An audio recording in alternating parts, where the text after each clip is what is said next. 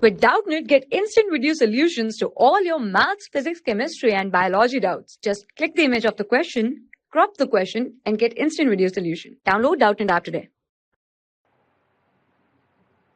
Hello everyone. Two balls of masses m1 and m2 and speeds v1 and v2 collide at right angle. The maximum amount of kinetic energy lost due to the inelastic collision is.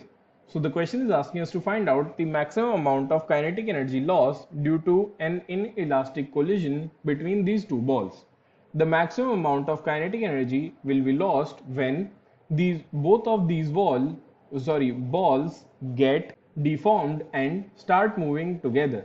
Therefore, let us assume that they become a single ball and they move in this direction with some speed v. Therefore, this speed v will have two components which can be given by the equation v is equals to under root of vx squared plus vy squared. As there are no external forces acting, therefore we can conserve the momentum in horizontal and vertical directions. Therefore, we can write the equation as m1 v1 is equals to m1 plus m2 into vx. And similarly, we can write that m2 v2 is equals to m1 plus m2 vy.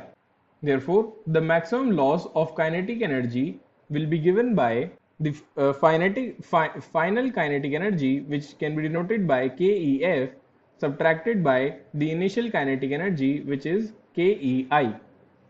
Therefore, we can write that final kinetic energy will be given by half of mv squared subtracted by half of m1 v1 squared minus half of m2 v2 squared, where m is equals to m1 plus m2.